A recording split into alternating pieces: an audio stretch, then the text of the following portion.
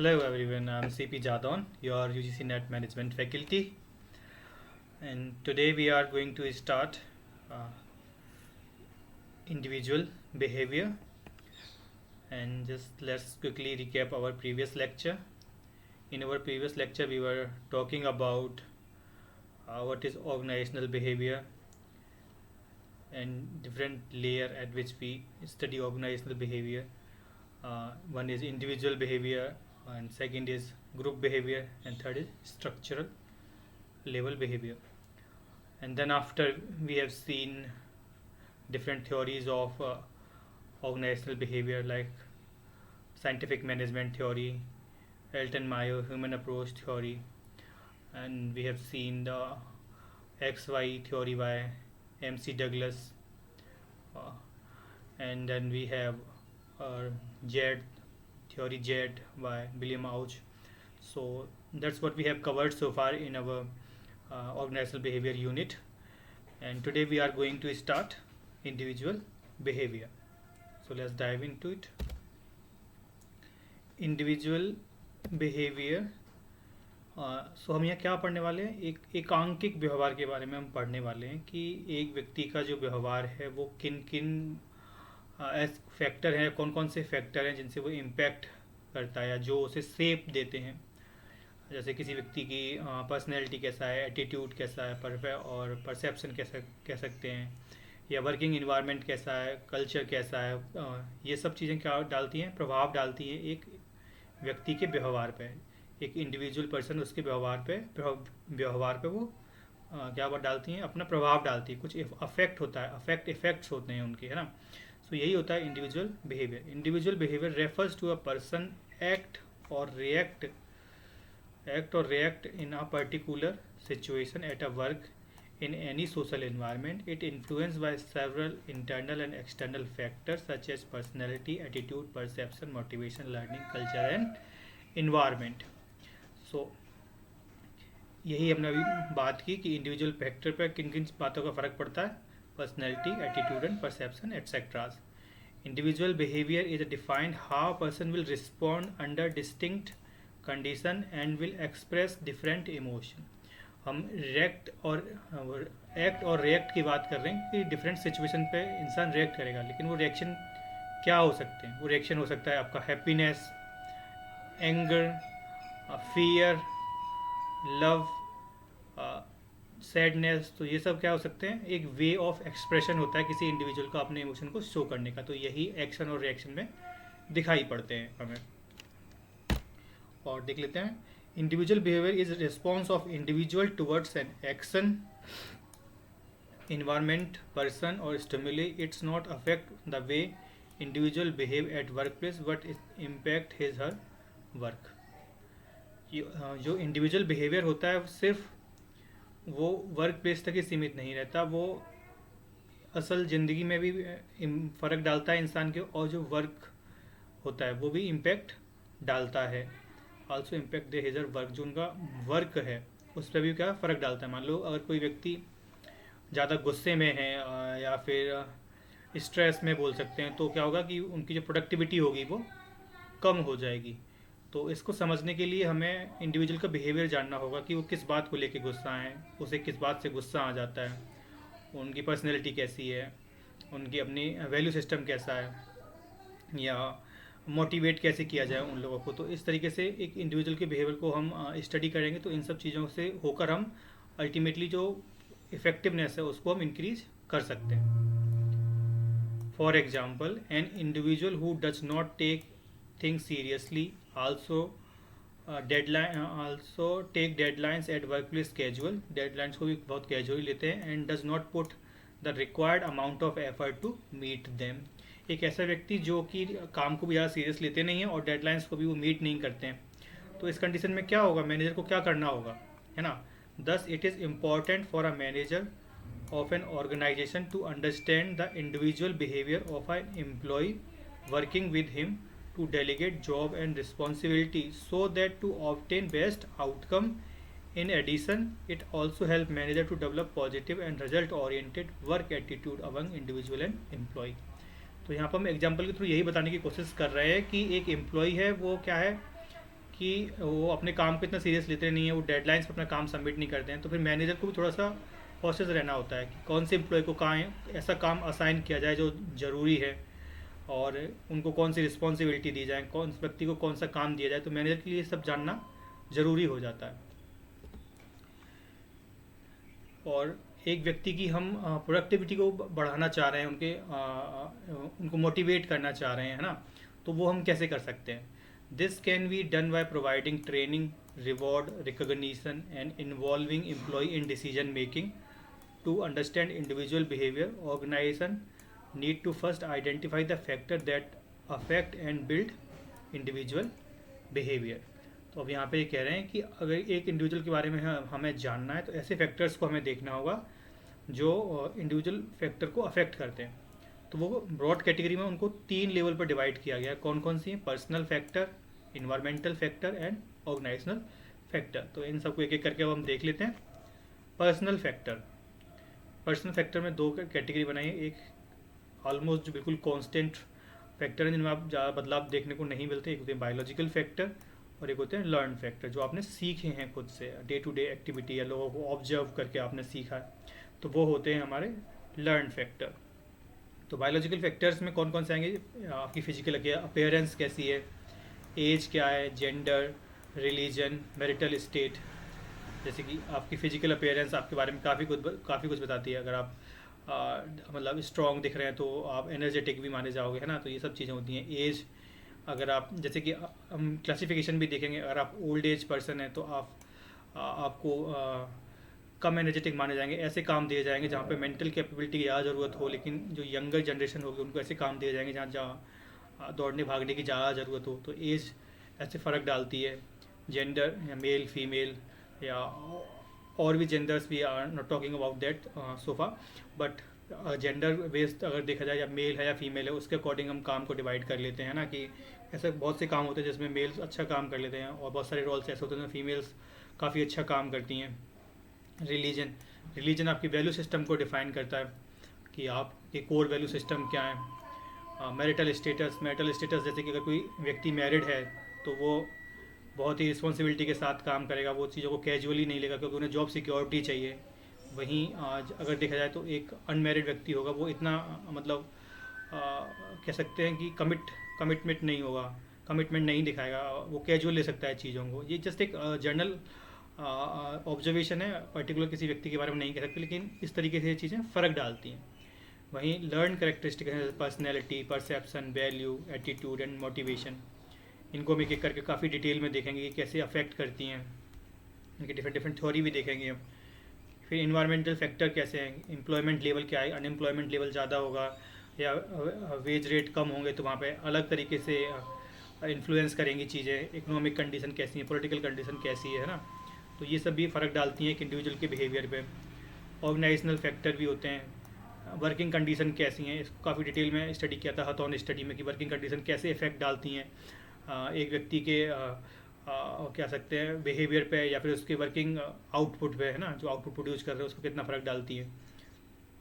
Structural design, hierarchical structure की बात हो रही है। रिवॉर्ड सिस्टम कैसा है कि आप वहाँ पे जो व्यक्ति का जो रिवॉर्ड सिस्टम है वो मोटिवेट कर पा रहा है कि नहीं कर पा रहा, वो फेयर है कि नहीं, है ना। और ऑर्गेनाइजेशनल जस्टिस की भी बात कर सकते हैं यहाँ पे। तो ये सब फैक्टर अफेक्ट डालते हैं हमारी इंडिविजुअल बिहेवियर पर। इनको एक करके डिटेल में हम देख लेते हैं। तो सबसे पर्सनल फैक्टर को हमने दो पार्ट में कैटेगराइज किया था। Physical health and physical appearance can affect confidence and work place performance. तो इस तरीके से हमारा फिजिकल अपीयरेंस है वो अफेक्ट करती है। एज, बिहेवियर में vary with age, younger employee may be more energetic and older ones more experienced. हम अगर कोई व्यक्ति हमें एजेड दिखता है तो हम जनरली ऐसा एक्सपेक्ट करते हैं कि इनके पास ज़्यादा एक्सपीरियंस होगा अपने फील्ड का, एक्सपर्ट्स होंगे, है ना। वहीं अगर कम एज के व्यक्ति होगा तो हम उसे मतलब उनके पास ज़्यादा एक्सपीरियंस नहीं होगा, डेफिनेटली काफ़ी कम समय से काम कर रहे हैं तो उनके पास कम एक्सपीरियंस होगा, वो एनर्जेटिक होंगे लेकिन वो नई चीज़ सीखना चाहते होंगे। Gender, different gender role expectation can influence attitude and communication style. Religion belief may be shape value, ethics and workplace habits के बारे में वो डिफाइन कर सकते हैं, मतलब अफेक्ट करते हैं। मैरिटल स्टेटस मैंने आपको बताया ही था, वही है यहाँ पे। फिर है लर्न करेक्टरिस्टिक्स, जैसे personality refers to stable trait and behaviour pattern. Different type of introvert personality भी होती हैं, जैसे इंट्रोवर्ट, एक्सट्रोवर्ट, ओपन, या हम बोल सकते हैं वो होती हैं हमारी क्रिएटिव आर्टिस्टिक पर्सनैलिटी भी होती हैं, है ना। तो लीडरशिप पर्सनैलिटी भी होती हैं कुछ, तो वो डिफरेंट डिफरेंट टाइप की पर्सनैलिटीज़ होती हैं और वो इन्फ्लुएंस करती हैं इंडिविजुअल के बिहेवियर को। परसेप्शन क्या होता है कि आप किसी व्यक्ति को देख रहे हैं एंड उनके बारे में अपना एक ओपिनियन बना रहे हैं और इंटरप्रेट कर रहे हैं कि वो ऐसे हो सकते हैं just by looking at them, है ना। The way one individual interpret and understand people, situation और event which affect their reaction, और उसके बेस पे वो रिएक्ट करते हैं। वैल्यू क्या है कि एक डीप कोर इनर वैल्यू है जो सरफेस पे दिखाई नहीं देती हैं, लेकिन आपको डिसीजन मेकिंग जो होती है उसको बहुत ही इन्फ्लुएंस करती हैं। आप उनके बेस पर डिसीजन मेकिंग करते हैं। मान लो कोई व्यक्ति बहुत ही मतलब कह सकते हैं कि एकदम हार्ड पाथ फॉलो करते हैं, जैसे कि बहुत से व्यक्ति क्या कि ऑर्गेनाइजेशन में ऊपर चढ़ने के लिए वो एक शॉर्टकट का इस्तेमाल कर लेते हैं। अगर उन्हें फर्स्ट डॉक्यूमेंट प्रोवाइड करा दिए मान लो, है ना, और वो इस बार को ज़्यादा सोचेंगे नहीं, समझेंगे नहीं और वो चले जाएंगे, ऐसा होता है वो इस तरीके से बोलेंगे। लेकिन वहीं अगर कोई व्यक्ति है, उनकी कोर वैल्यू उन्हें अलाउ ही नहीं कर रही कि वो फर्स्ट डॉक्यूमेंट का इस्तेमाल करें, गलत तरीके का इस्तेमाल करें ऑर्गेनाइजेशन में ऊपर जाने के लिए, तो आपके जो कोर वैल्यू सिस्टम है वो बहुत डिफाइन करता है कि आपकी पर्सनैलिटी, आपका बिहेवियर कैसा होगा। एटीट्यूड क्या होता है? अ पर्सन पॉजिटिव और negative feeling towards object, people और situation affect motivative and cooperation. जो एटीट्यूड है वो भी क्या करता है, एक तरीके से आपके लाइक और डिसलाइक को बताता है किसी चीज़ के बारे में, और उस हिसाब से एक इंडिविजुअल का बिहेवियर डेवलप होता है। एटीट्यूड किसी व्यक्ति का किसी चीज़ को लेकर पॉजिटिव भी हो सकता है और किसी चीज़ को लेकर नेगेटिव भी हो सकता है, तो मैनेजर को इसे समझनी होती है ना। मोटिवेशन हो गए, लर्निंग और स्किल एबिलिटी, ये सब आगे अभी और देखेंगे। इन्वायरमेंटल फैक्टर जैसे जॉब एम्प्लॉयमेंट लेवल कैसा है, हाई और low employment in a society affect individual job security and motivation. General economic environment कैसा है, inflation, recession, growth influence employ mood and decision. अगर मान लो अनएम्प्लॉयमेंट ज़्यादा है तो व्यक्ति क्या करेगा, अपने जॉब को नहीं छोड़ना चाहेगा, और या फिर कह सकते हैं वेज रेट कम है तो वहाँ से व्यक्ति जाके दूसरी जगह जॉब करना शुरू कर देगा जहाँ पर उसे अच्छे वेजन मिलेंगे, वहाँ से अच्छा सेटिस्फेक्शन मिलेगा। तो ये चीज़ भी उनके क्या है बिहेवियर को इम्पेक्ट कर रही हैं। पॉलिटिकल कंडीशंस कैसी हैं, ये भी क्या करती हैं, कह सकते हैं इंडिविजुअल बिहेवियर को इम्पेक्ट करते हैं। जैसे अब थर्ड वन है हमारा ऑर्गेनाइजेशनल फैक्टर।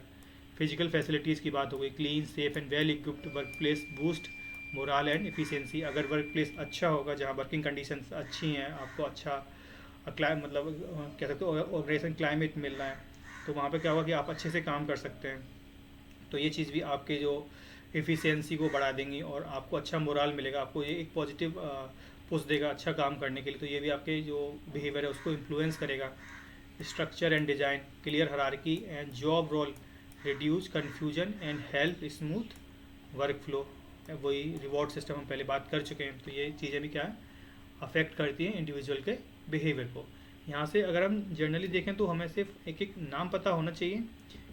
क्वेश्चन आएगा कि कौन कौन सी चीज़ें हैं जो इंडिविजुअल बिहेवियर को अफेक्ट करती हैं या अफेक्ट डालती हैं, प्रभाव डालती हैं, तो ये हमें नाम पता होना चाहिए। जैसे बायोलॉजिकल फैक्टर्स हैं तो इनमें ये सब चीज़ें आती हैं। लर्न करेक्टरिस्टिक्स में पर्सनैलिटी, परसेप्शंस, ये सब आएंगे। इन्वायरमेंटल फैक्टर में employment level, wage rate, general economic condition, political conditions कह सकते हैं, है ना। वहीं ऑर्गेनाइजेशन में वर्किंग कंडीशंस कैसी हैं, स्ट्रक्चर कैसा है, रिवॉर्ड सिस्टम कैसे हैं, ऑर्गेनाइजेशन जस्टिस कैसा है, तो ये सब चीज़ें भी अफेक्ट डालती हैं। अब हम देख लेते हैं कि जैसे हमने बताया कि कुछ लर्न फैक्टर हैं वो इम्पैक्ट डालते हैं, तो अब इनको हम एक एक करके देखेंगे। सबसे पहले हम देखते हैं वैल्यू, कि वैल्यू कैसे अफेक्ट करती है इंडिविजुअल बिहेवियर को, या कैसे सेव करती है वैल्यू बिहेवियर को, ये कहना ज़्यादा सही होगा। तो value are the inner believe और standard that guide how person think, feel and behave. They act like moral compass. एक मोरल कंपास की तरह काम करता है वैल्यू सिस्टम।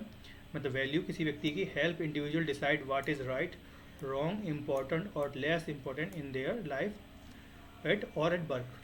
तो यही बताना चाह रहे हैं कि जो वैल्यू होती है किसी व्यक्ति की, जो ये क्या कोर को डिसाइड कर रही होती हैं, कोर डिसीजन सिस्टम को, जो डिसीजन मेकिंग सिस्टम है किसी व्यक्ति का, उसको डिफाइन कर रही होती हैं। क्योंकि ये इन्हीं के बेसिस पे क्या है, एक व्यक्ति डिसीजन लेता है। जैसे मैंने आपको एग्जांपल भी बताया था कि कोई व्यक्ति होगा जिसको अगर वो कोई गलत मीन्स भी इस्तेमाल करता है तो उसको इतना फ़र्क नहीं पड़ेगा, लेकिन वही अगर कोई दूसरा व्यक्ति है, उसके जो वैल्यूज़ है वो ऑनेस्टी है, हार्ड वर्क, ये सब उसकी कोर वैल्यूज़ हैं, तो वो कोई गलत तरीके को आगे बढ़ने के लिए इस्तेमाल नहीं करेगा। तो यही अ, जो वैल्यू सिस्टम है किसी इंडिविजुअल का, वो उसे डिसीजन मेकिंग में बहुत हेल्प करता है। और इसी से क्या होता है कि उनकी जो इंडिविजुअल बिहेवियर जो दिखता है लोगों को, वो उसके बेस पर जज करते हैं अदर लोग, जो अदर पर्सन होते हैं। Think of value as an foundation of human behaviour, they silently influence how we react to a situation, how we treat other and how we make decision. अगर आपकी जो वैल्यू सिस्टम, जो आपकी values हैं वो इस सिद्धांत, जैसे हम देख भारत की भी बात करते हैं, मान लो भारत एक कंट्री है वैसे तो, लेकिन इसकी भी हम अगर बात करें तो इसके अपने एक मूल सिद्धांत, जैसे अतिथि देवो भव, ये क्या एक वैल्यू सिस्टम ही तो है कि हम जो अतिथि है उसको एक भगवान की तरह मानते हैं। तो इस तरीके से जब और बाहर से, जब और दुनिया से लोग देखते हैं और जब इस तरह की फ़िलासफ़ी को वो सुनते हैं, इस तरह की वैल्यू को सुनते हैं, तो उनको एक अलग तरह का परसेप्शन आता है कि हाँ, वहाँ पे लोगों को अच्छे से ट्रीट किया जाता है। तो ऐसे ही एक ह्यूमन की अपनी जो कोर वैल्यू हैं, उसके बेस पे भी अदर लोग उन्हें जज करते हैं। और वो कैसे जज करते हैं कि आप कैसे डिसीजन ले रहे हैं, आप सही गलत की सही से पहचान कर पा रहे हैं कि नहीं, आप दूसरे लोगों को कैसे ट्रीट कर रहे हैं कि नहीं, है ना। तो क्या कह सकते हैं कि एक जो कोर वैल्यू होती है वो एक इनर, कह सकते हैं एक इनर सिस्टम है जो आपको मदद करता है कि लोग आपको बाहर कैसे देख रहे हैं, बाहर से कैसे देख रहे हैं। एज सच आप वैल्यूज जो हैं, एज सच आप ऑनेस्टी या हार्ड वर्किंग या इन सब को आप बाहर धरातल पर नहीं देखते, मतलब सरफेस पर नहीं दिखाई देती हैं, लेकिन ये अंदर ही अंदर अपना काम कर रही होती है और इनके बेस पे आप काफ़ी कुछ डिसीजन ले रहे होते हैं। की फीचर्स क्या होते हैं, they relatively stable over the period of time, learn through culture, family and religion, influence ethics, choice and behavior at work and society, not always consciously thought but strongly influence action। क्या है, आप जो value के जो different type की values हैं, जैसे on या डिफरेंट टाइप की वैल्यू, जैसे हम बात भी करें अगर, जैसे कि happiness, inner equity, freedom, pleasure या सोशल रिकॉग्निशन, या इंस्ट्रूमेंटल वैल्यू की बात करें, एम्बिशन, लव, क्लियरनेस, तो इन सब के बारे में आप सोचते नहीं हैं, लेकिन ये क्या है, आपकी जो डिसीजन मेकिंग प्रोसेस है उसको बहुत ही इन्फ्लुएंस करती है, मतलब आपके एक्शन में क्लियरली दिखती हैं, लेकिन आप इनके बारे में ऐसा सोचते नहीं हैं। और एग्जांपल लेट्स से, एक एग्जांपल देख लेते हैं। रवि एंड अनीता हैं, एक ही ऑफिस में काम करते हैं। Ravi believe in a value of punctuality, Ravi क्या पंक्चुअलिटी में बिलीव करते हैं, मतलब टाइम पे आते हैं और टाइम पर जाते हैं, सारे काम डेडलाइन पर सबमिट कर रहे हैं। वहीं अनीता है another hand believe in team work, Anita है वो टीम वर्क में बिलीव करती हैं, वो सपोर्ट करती हैं और लोगों को इनकरेज करती हैं कोलेबोरेशन के लिए। तो both Ravi and Anita are influenced by different value. तो ये क्या है, पंक्चुअलिटी हो गई या टीम वर्क में जो इनकरेज कर रहे हैं कोलेबोरेशन, डिफरेंट डिफरेंट वैल्यूज़ हैं, but these value help them to behave positive at work place. लेकिन ये दोनों ही अलग अलग तरह की वैल्यू है, लेकिन दोनों ही मदद कर रही हैं अनीता और रवि को पॉजिटिवली एक्ट करने में। This shows that Ravi punctuality lead to discipline and reliability. तो लोग उन पर क्या कर सकते हैं, डिसिप्लिन है, वो रिलायबल हैं, टाइम पर आएंगे, हाँ ऑफिस को टाइम पर जाएंगे, तो लोग उन पर मतलब रिलायबल हो सकते हैं कि हाँ ऑफिस को टाइम पर खोल देंगे, ऐसा भी कह सकते हैं ना। और जो व्यक्ति लेट आता होगा उनको अगर चाबी दे जाओ किसी काम पर और वो नहीं आ पाए तो उन पर आप भरोसा नहीं करेंगे ना। तो ये वैल्यू सिस्टम के जो वैल्यू है उनकी पंक्चुअलिटी वाली, वो उनके बिहेवियर को डिफाइन कर रही है यहाँ पे। Anita value team work, build trust and healthy work culture. वहीं अनीता है वो टीम वर्क को प्रमोट कर रही है, वो एक कोलेबोरेशन कल्चर को प्रमोट कर रही है, हेल्दी वर्किंग कंडीशन को प्रमोट कर रही है कि वहाँ पे वो मदद कर रही हैं लोगों की। तो अगर कोई भी सबॉर्डिनेट है या कोई और मेंबर भी वो उनके पास जाएगा तो ये मान सकते हैं कि अनीता उसकी मदद करेंगी। तो इस तरीके से अनीता की जो ये वाली ट्रेड्स है वो दर्शा रही है, उनके बिहेवियर को दर्शा रही है कि हाँ उनके पास जाएंगे तो वहाँ से मदद मिल सकती है। तो ये एक तरीके से उनके बिहेवियर को दर्शा रही है ना। So even if we don't always say our value out loud, they affect our action, performance and relationship at work. So type of values, ये दी किसने दी पहले, तो ये बहुत ज़रूरी होता है, रॉकेश वैल्यू सिस्टम। इन्होंने एक स्टडी की थी है ना रॉकेश ने, तो इनको शॉर्ट में बोलते हैं RVS। और इन्होंने दो टाइप की वैल्यू बताई थी, एक थी टर्मिनल वैल्यू, एक थी इंस्ट्रूमेंट वैल्यूज़। तो अब एक एक करके देख लेते हैं ये क्या होती हैं। टाइप ऑफ वैल्यू किसने दी थी? रोकेश वैल्यू सर्वे उन्होंने की। रोकेश ने वैल्यू सर्वे किया था, उसके अकॉर्डिंग उन्होंने दो तरह की वैल्यूज़ बताई थी। और कौन कौन सी बताई थी? Terminal and instrumental. ये नाम हमें पता होना ज़रूरी है। अब देख लेते हैं कि टर्मिनल वैल्यू क्या होती हैं, इंस्ट्रूमेंटल वैल्यू क्या होती हैं। Terminal values, these value represent end goal of an individual life. They are desired outcome that people strive to achieve through their action.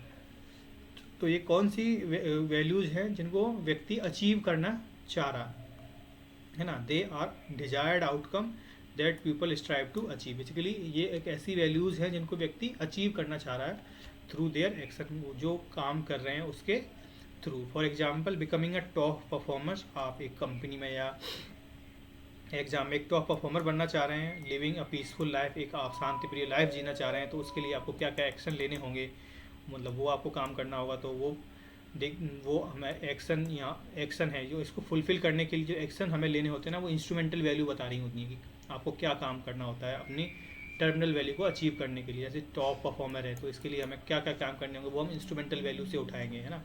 और गेन रिस्पेक्ट, या हमें रिस्पेक्ट, हम चाहते हैं कि लोग हमारा सम्मान करें, तो उसके लिए हमें कैसा आचरण रखना होगा। तो ये सब हमारी क्या है? टर्मिनल वैल्यूज़ हैं। तो ये 18 टाइप की टर्मिनल वैल्यूज़ हैं। हो सके तो आप इनको याद कर लेना या फिर इनको एक बार देख लेना, क्योंकि कभी कभी सीधा ऐसे लिखा है क्योंकि ट्रू फ्रेंडशिप टर्मिनल वैल्यू है, इंस्ट्रूमेंटल वैल्यू है, या दोनों है, या दोनों में से कोई नहीं, इस तरीके का क्वेश्चन आ सकता है।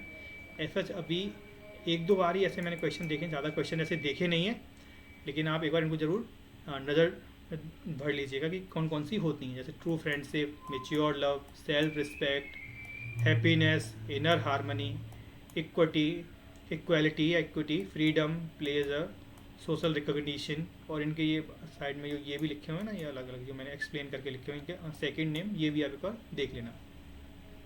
Wisdom, salvation, family security, national security, sense of accomplishment, a world of beauty, appearance of a nature and art, comfort and exciting life। तो ये सब हमारे क्या है? टर्मिनल वैल्यू हैं। और इन टर्मिनल वैल्यूज़ को हम किन के थ्रू अचीव करते हैं? इंस्ट्रूमेंटल वैल्यूज़ के थ्रू। तो आप देख लेते हैं कि इंस्ट्रूमेंटल वैल्यूज़ क्या होती हैं। Instrumental values, these are means और method of individual adopt to achieve terminal value. जो मैंने आपको बताया भी कि टर्मिनल वैल्यूज़ को अचीव करने के लिए कौन से एक्शन किए जाएँ, तो वो एक्शन कौन सी वैल्यू बताती है? इंस्ट्रूमेंटल वैल्यू बताती है कि हमें क्या क्या एक्शन करने। They reflect day to day behaviour, personal trait and modes of conduct. For example to achieve our terminal value of comfortable life. अगर ये टर्मिनल मतलब कंफर्टेबल लाइफ हमारा एक टर्मिनल वैल्यू है, तो उसको कैसे अचीव किया जाए? तो उसके लिए क्या करना होगा किसी व्यक्ति को? One need ambition, capability and intellect. तो ये तीन हमारी क्या है? इंस्ट्रूमेंटल वैल्यू कह सकते हैं। जैसे कि देखो वन नीड एम्बिशन, जैसे एम्बिशन यहाँ पे देखो लिखा हुआ है, कैपेबिलिटीज़ ये रही हमारा, इंटेलेक्ट आगे कहीं होगा इंटेलेक्ट, है ना। तो यही सब है कि इंस्ट्रूमेंटल वैल्यू को अचीव करने के लिए हमें टर्मिनल वैल्यू को अचीव करने के लिए हमें इंस्ट्रूमेंटल वैल्यूज़ का इस्तेमाल करते हैं। ये लाइन हमें बस यहाँ से याद रखनी है, और एक बार आप इन वैल्यूज़ को भी सबको गो थ्रू कर लीजिएगा, है ना। 18 ही टर्मिनल वैल्यू हैं और 18 ही इंस्ट्रूमेंटल वैल्यूज़ हैं। और ये लाइन यहाँ पर ज़रूरी है जानना कि अल्टीमेटली जो टर्मिनल वैल्यूज़ हैं वो हमारी एंड गोल है जिनको हम अचीव करना चाह रहे हैं, और जिस एक्शन के थ्रू हम इन टर्मिनल वैल्यू को अचीव करेंगे वो कौन सी वैल्यू होती हैं? Instrumental value. मतलब इंस्ट्रूमेंटल वैल्यूज़ के थ्रू हम टर्मिनल वैल्यू को अचीव कर सकते हैं। जैसे रिलेशनशिप क्या है? टर्मिनल वैल्यू बताती हैं what a person want to achieve. Terminal value बताती हैं कि एक व्यक्ति क्या अचीव करना चाह रहा है, और इंस्ट्रूमेंटल वैल्यू बताती है कि उसे कैसे अचीव कर सकते हैं। ये मतलब ये मेथड बताती है ना। जैसे कि अगर देखें विजडम, देखें अगर हम यहाँ पे विजडम एक इंस्ट्रूमेंटल वैल्यू है, तो विजडम आपके पास होने के लिए आपके पास क्या होना चाहिए? आपको एक कह सकते हैं कि आपके पास विजडम है, वो कब माना जाएगा आपके पास विजडम? जब आपके पास एक लॉजिक है, ऑनेस्टी एंड इंटेलेक्ट है। तो ये सब हमारी क्या है? इंस्ट्रूमेंटल वैल्यूज है ना। तो यही था हमारा वैल्यूज़ क्या होती हैं हमने देखा। फिर उसके बाद हमने देखा वैल्यूज़ कौन कौन सी चीज़ों पर फ़र्क डालती है, कैसे हमारे बिहेवियर को वो सेव करती है, ये हमने देखा। फिर उसके बाद हमने डिफरेंट टाइप ऑफ वैल्यू देखें। दो डिफरेंट टाइप की वैल्यू थी, कौन कौन सी थी, instrumental value and terminal value. किसने दी थी, रॉकेश ने दी थी। उन्होंने एक वैल्यू सर्वे किया था, उसके थ्रू उन्होंने दो वैल्यू बताई थी, terminal and instrumental. Both are 18 and 18 in number. And फिर हमने देखा कि टर्मिनल वैल्यूज़ हैं वो बताती हैं कि हमें क्या अचीव करना है, और इंस्ट्रूमेंटल वैल्यू बताती हैं कि कैसे हमें अचीव करना है ना। तो ये मेथड को एक्सप्लेन करती हैं।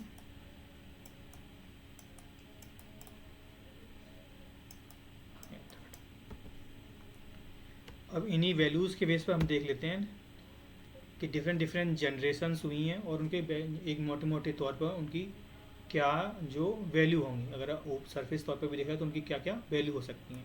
तो यहीं पे इन दोनों को कोरिलेट किया गया है। तो हम जैसे बात करते हैं जेन जी हो गए, मिलेनियल हो गए, जेन अल्फ़ा अब चालू हो गई ये जनरेशन है ना, या बिल्डर्स हो गए, बेबी बूमर्स हो गए, जनरेशन एक्स बोल देते हैं, जनरेशन वाई बोल देते हैं। तो इनके वैल्यू सिस्टम से क्या कैसे रिलेट करती हैं, किस वैल्यू किस एज पर कौन सी वैल्यू सिस्टम पर डोमिनेट करती हैं, ये हम अब देख लेते हैं।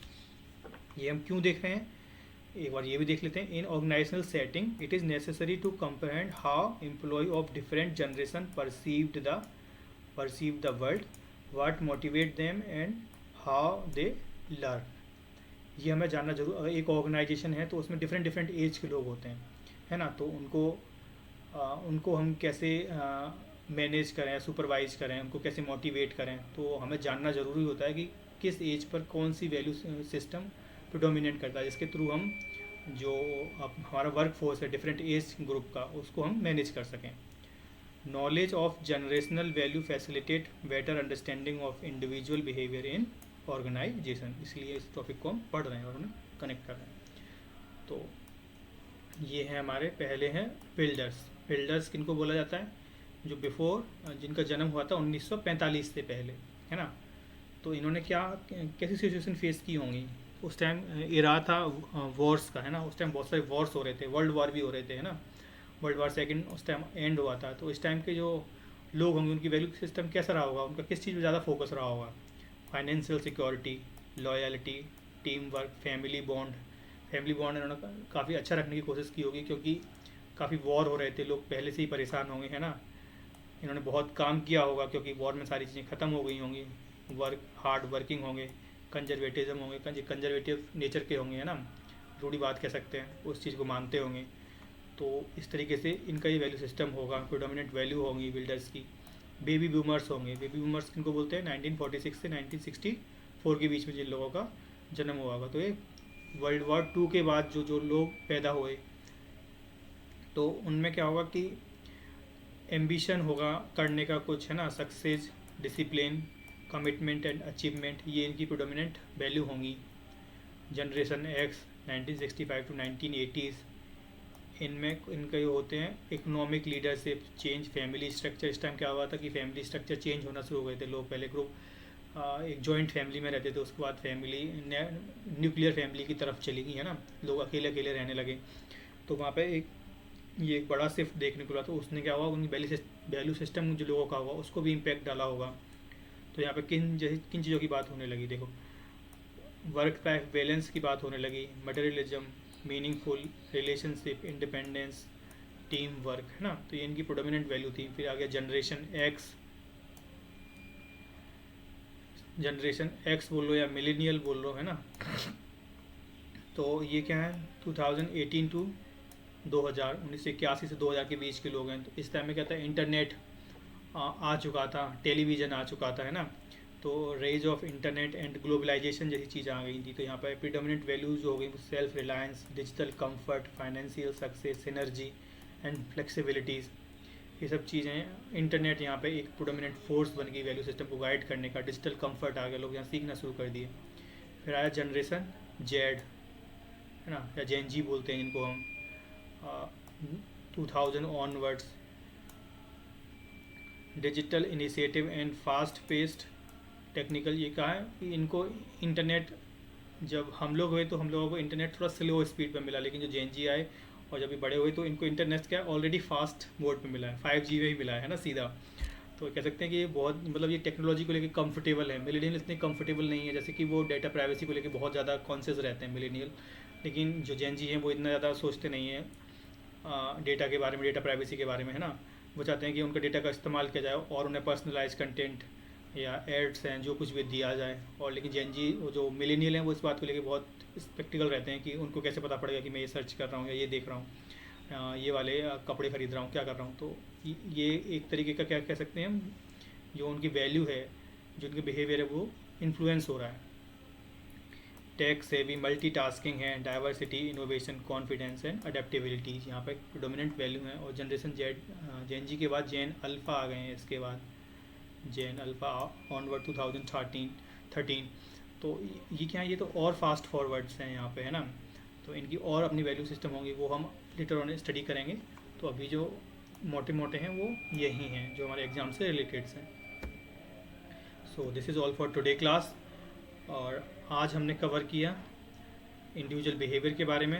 हमने देखा कि इंडिविजुअल बिहेवियर को कौन कौन सी चीज़ें इम्पैक्ट डालती हैं, ऐसे कौन कौन सी फैक्टर्स हैं, personal factor, environmental factor and organisational factor, और इन सबको हमने थोड़ा थोड़ा देखा। और फिर आज हमने देखा वैल्यू क्या होती हैं, कैसे इन्फ्लुएंस करती हैं इंडिविजुअल के बिहेवियर को। और फिर हमने देखा डिफरेंट टाइप ऑफ वैल्यू। फिर हमने डिफरेंट डिफरेंट जनरेशन पर कौन कौन सी वैल्यू प्रेडोमिनेंट करती है उसको हमने देखा। तो यही था आज की क्लास के बारे में, एंड फिर कल मिलते हैं। Thank you.